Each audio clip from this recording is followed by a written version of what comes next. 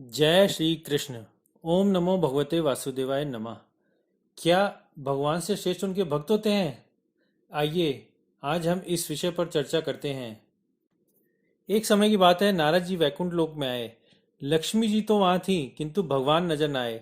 इधर उधर ढूंढने पर उन्होंने देखा कि भगवान ध्यान लगाए हुए बैठे हैं। नारद जी ने उनसे पूछा, किसका ध्यान कर रहे हैं प्रभु आप?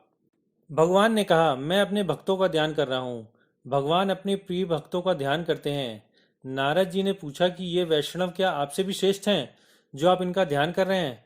भगवान ने कहा, हाँ, वह मुझसे भी श्रेष्ठ हैं। तब नारद जी ने कहा, सिद्ध करके दिखाइए अपनी बात।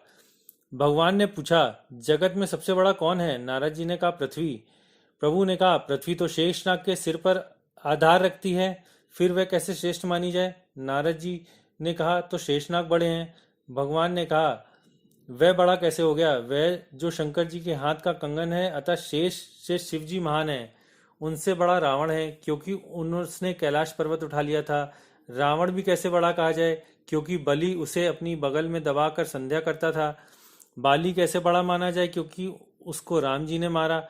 नारद जी बोले, तब तो आप ही श्रेष्ठ हुए प्रभु। भगवान ने फिर कहा, नहीं, मैं भी श्रेष्ठ नहीं हूँ।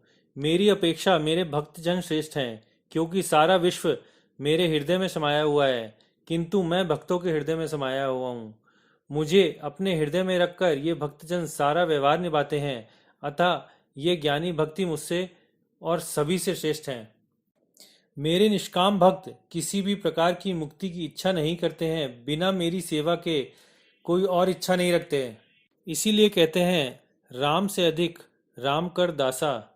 भगवान के भक्त भगवान से भी आगे हैं और बढ़कर हैं। आशा करते हैं ये प्रसंग आपको अच्छा लगा होगा। कृपया लाइक, शेयर और सब्सक्राइब करना ना भूलें। जय श्री कृष्ण।